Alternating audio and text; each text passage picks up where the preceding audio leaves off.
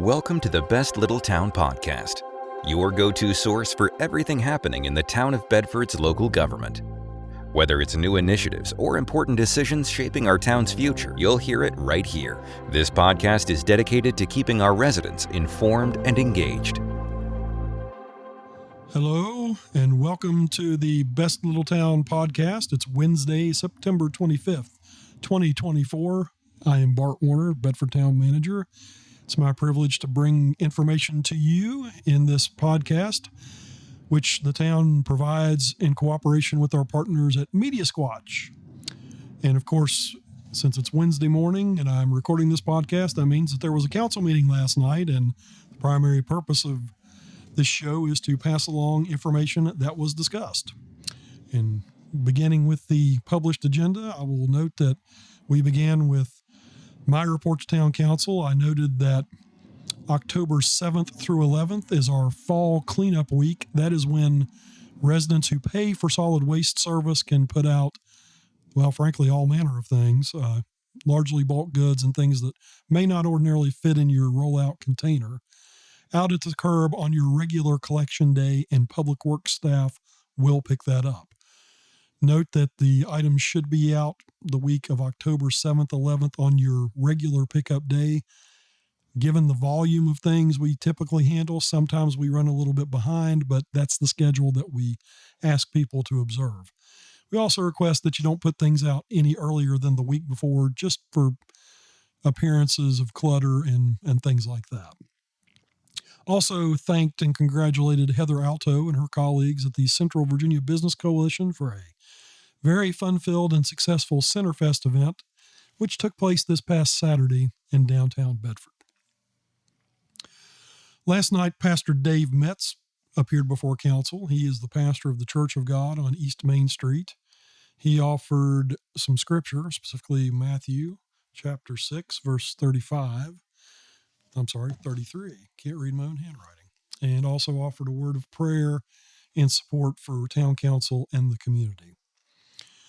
Council member comments. Councilman Todd Foreman noted that the Centra Community Health Assessment is underway. This is a regular practice from that foundation that solicits public input about issues of health and wellness in our community that affect citizens.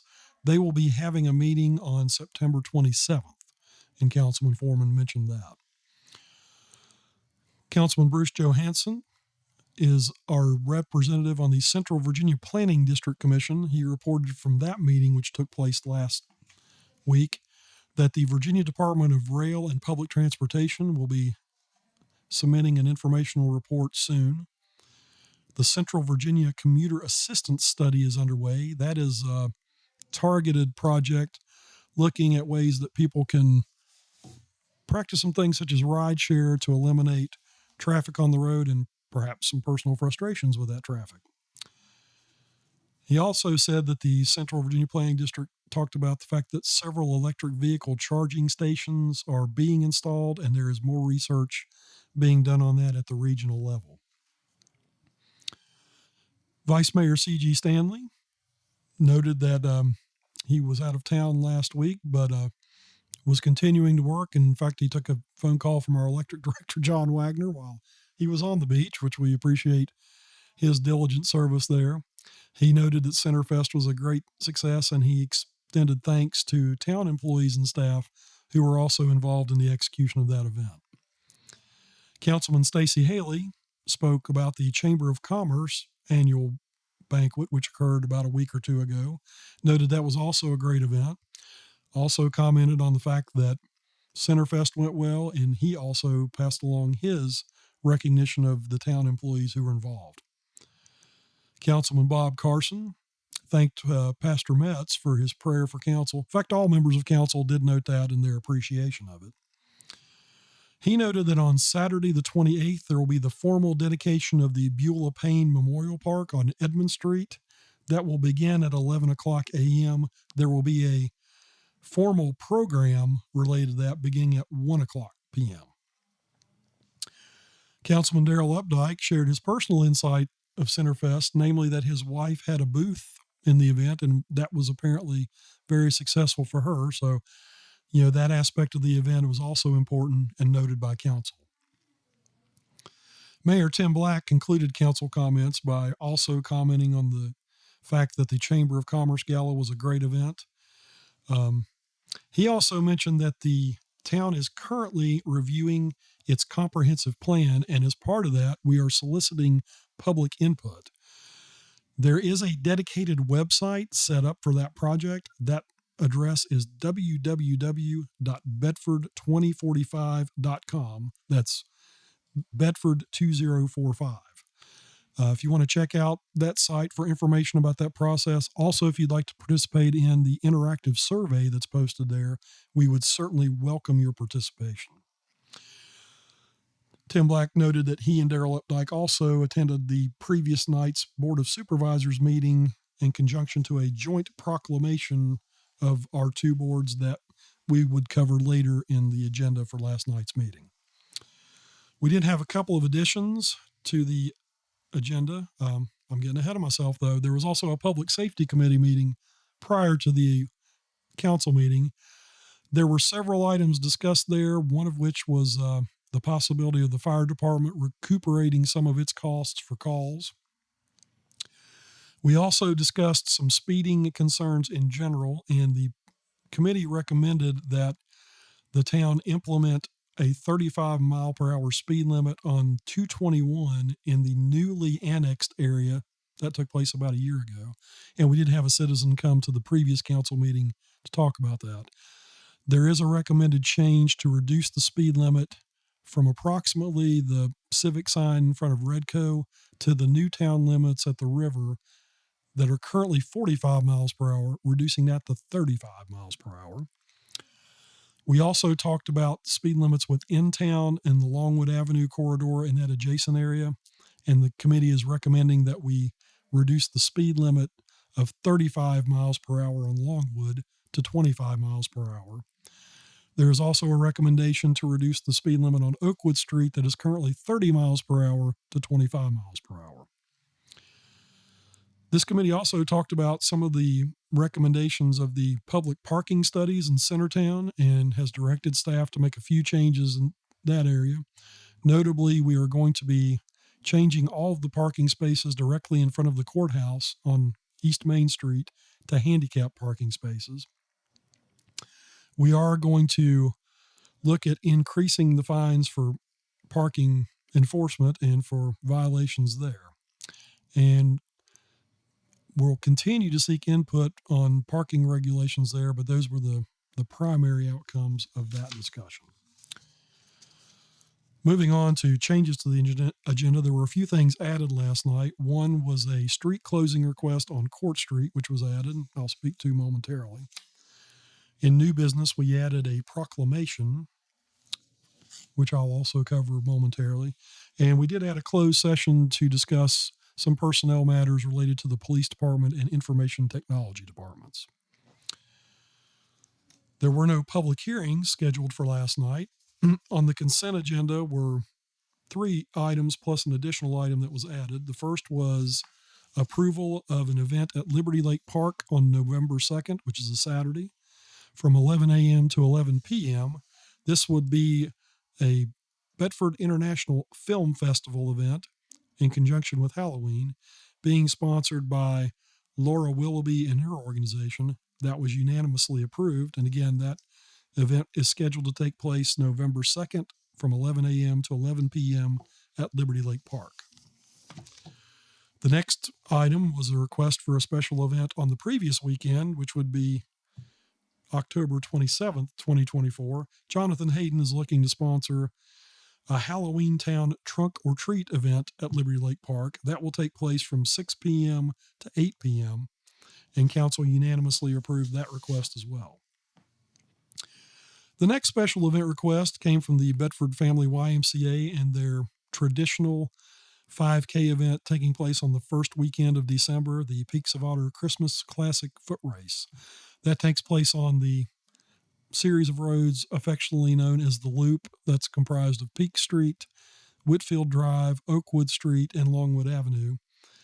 They are proposing to once again hold the 5K foot race, which has been a very popular event, on Saturday, December 7th. The street closure will commence at 7:30 a.m. and will continue to 11 o'clock a.m. on that date. Ingress and egress will be provided for residents along the way. We do have police who staff that event, and we also make sure we provide access to Bedford Memorial Hospital, which is impacted by the route. Council also unanimously recommended approval of that special event request. The other item on the consent agenda was a street closure request from Owen Building and Remodeling, and this is a bit unusual. Owen Building is a Bedford-based company that does a lot of construction work. They are anticipating being awarded a contract by the Bedford County Board of Supervisors on October 14th for painting the bell tower on top of the courthouse. That project will require them to install and park a crane on Court Street between Main Street and Depot Street, and that project will likely take 8 to 10 days and possibly as much as 2 weeks. And so they wanted to go ahead and make council aware of that and ask for consideration to block Court Street between Main Street and Depot Street for up to 2 weeks in anticipation of that contract award from Bedford County. Once they receive formal notice from the Board of Supervisors, they will let us know the schedule for that, and we will do our best to get that information out to the public. Council did have a few questions about contingencies for weather and the duration of the street closing, and then also wanted to make sure that any apparatus there is secure on an overnight basis, and particularly if there were any weather events that might impact. And of course, they noted that in their ultimate approval of that request as well. Moving on to new business, we had a presentation from Mariel Fowler of the Central Virginia Planning District Commission, who presented information about the Central Virginia Safety Action Plan. This is a project that's been guided by the Central Virginia Planning District. It deals with a lot of things related primarily to traffic safety in the region, collecting data and suggestions as to how we can improve things and prevent accidents that cause certainly loss of life, but also injury and property. They're in the beginning phases of that project, and so Ms. Fowler was kind enough to give us a lot of information about that process. Again, if you weren't able to attend the meeting, we encourage you to watch the recording on YouTube, and if you can't come in person, we always invite you to watch our live stream, also provided by our partners with Media Squatch. She did note that there will be a meeting on October 2nd at 1 o'clock p.m. in the third floor meeting room of the County Administration Building to talk further about this safety action plan and also to solicit public comments. The next item of new business came from the electric department and related to a budget item, specifically a request to purchase transformers in anticipation of new residential development that is coming to town. Specifically, we know of a large for us, residential development between Independence and Lowry that should be coming on board within the next year or so. We are on the hook to provide electric service for that, and we want to make sure that that's ready as soon as the houses are ready. And so the electric department asked for council's approval to go ahead and appropriate $500,000 to purchase transformers to serve that development and make sure that they are ready once the houses are actually out of the ground. Council did vote to approve that unanimously at last night's meeting. Another item of new business was discussion of an electric rate study. Council sent out a request for proposals about a month or so ago for qualified firms to help us look at our electric rates and what we charge and some of our operational aspects of that utility from an outside agency. They interviewed 2 firms, and the committee recommended that we contract with Raftellus, which is a firm that's committed to assist us with this project. They approved that contract unanimously. We expect to engage them within the next month and hopefully get a thorough report back from them within about 6 months to give their independent private assessment of our electric operation and our electric rates. The next item of new business is a very special matter. It relates to a resolution in recognition of U.S. Marine Private First Class Morris Everett Kennedy. This was a joint resolution proposed by both the Bedford County Board of Supervisors and the Town Council, honoring the memory of Mr. Kennedy, who was the county's first casualty, we think, of World War II, and his name is attached to the local American Legion post. Councilman Darrell Updike, who is active in the Legion, was given the honor of reading the resolution out loud, identifying Mr. Kennedy's exploits and the special circumstances right now which relate to his giving his life for our country, being buried abroad in Guadalcanal, and after many, many years, his remains are going to be returned to his home soil here in Bedford County and will be interred Saturday, September 28th. And as part of that commemoration, American Legion personnel will be there to honor his memory and reflect this appropriately, and a copy of the resolution will be presented to the family at that event as well. The last item of new business in the open session was a proclamation honoring Julia Peters for her service as recording secretary to the town council. Some of you may not be aware, but Julia is the person who records all the notes from every council meeting and makes sure that they are sent out and posted and put out on our website and made available to anybody who wants a formal record of our events. It's not an easy job. It's quite a bit of work, but Julia has done a great job of doing it for the past 4 years for us. She has announced that she is retiring from the position to spend some more time with her family, but I think we were able to surprise her last night with a proclamation recognizing her service and wishing her well in her future endeavors. Again, we ended the meeting last night with a closed session where we talked about some personnel matters dealing with the police department and the information technology operations. As I began this episode of the podcast, maybe you heard it in the background, maybe you didn't, but the train rolled past, and that reminded me that it's a good time to kind of give an update on where we might be in terms of getting passenger rail service in Bedford. We have applied for a CRISI grant through the Department of Rail and Public Transportation, basically to help us answer that question. We expect to hear back about that grant application sometime in October. We won't know anything officially, of course, until we get that notification, but all indications I'm hearing from our discussions with state and federal personnel are that it's looking more and more likely that Bedford will be included with an Amtrak stop within the system. Although I think the direction we're going to receive is that there will be a local effort required to actually construct the physical platform related to that stop. And as part of that, and this is the grant we applied for, there will be a local match, and there will be a not insignificant cost associated with that the town and county have already talked about, but we may be reaching out to our neighboring jurisdictions and possibly even some private sector folks about funding that local match as well. So again, there's nothing official to report, but the obstacles to passenger rail service continue to be pushed aside. Basically, it's going to come down to a budget discussion probably in the near future, and we will look at ways that we can manage that cost appropriately.